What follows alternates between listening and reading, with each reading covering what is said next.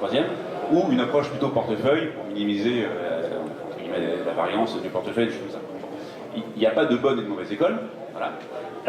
Après, ce qui se passe, c'est qu'il y a par contre, sur la partie effet de mode, alors oui, il y a toujours un peu de mimétisme un peu partout, puisque même si on ne sait pas vraiment ce que gagne le copain, on entend forcément parler quand quelqu'un finit par un truc qui marche, et tout comme on a envie d'aller sur internet voir un peu ce que les gens font, bah, si on a l'impression que ça marche, on y va d'autant plus vite. Donc, effectivement, mimétisme. Soit mimétisme pour aller à des endroits qui ne marchent pas, ou pour essayer d'aller vers des choses qui marchent. Après, la durée de vie, ça dépend vraiment de la qualité de l'analyse statistique. Il y a des phénomènes qui aujourd'hui fonctionnent, comme ça, sur des articles de recherche qui ont été publiés en 1975,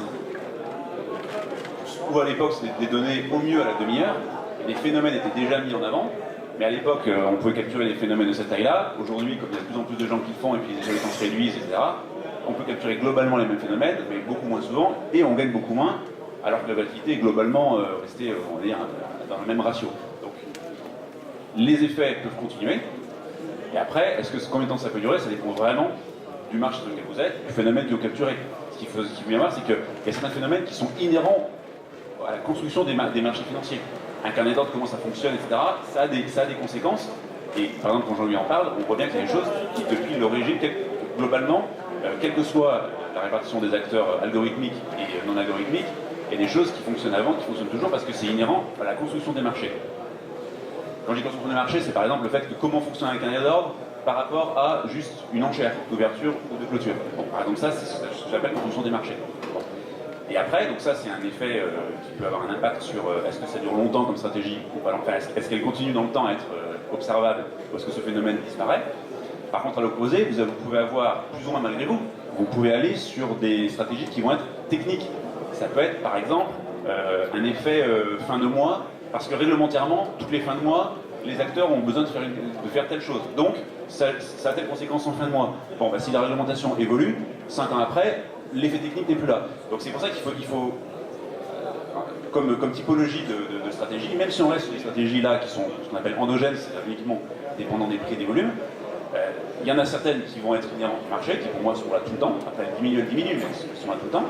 D'autres par contre, qui sont très techniques et qui peuvent disparaître. Donc là, après, et ça c'est l'analyse statistique qui vous le dit, c'est que si vous observez un phénomène et que sur 15 ans, globalement, des années un peu en dents de scie, mais que globalement la moyenne est à peu près toujours la même, en nombre d'opérations et en gains par trade, globalement c'est que le phénomène est toujours là. Il y a peu de raisons qu'il disparaisse demain.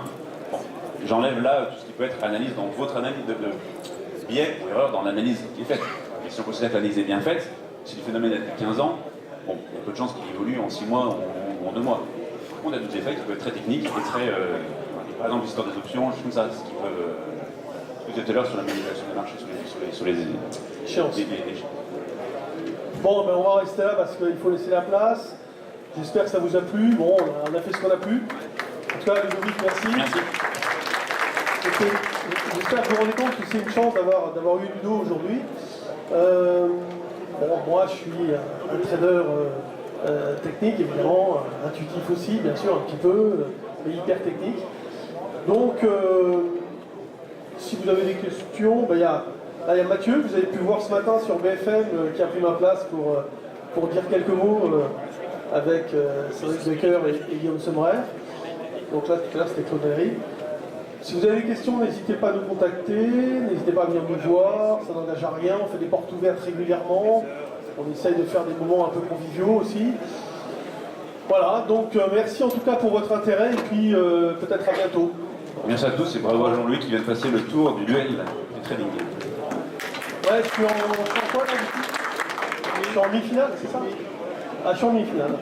Bon, c'est un jeu, attendez, c'est un jeu les duels. Hein.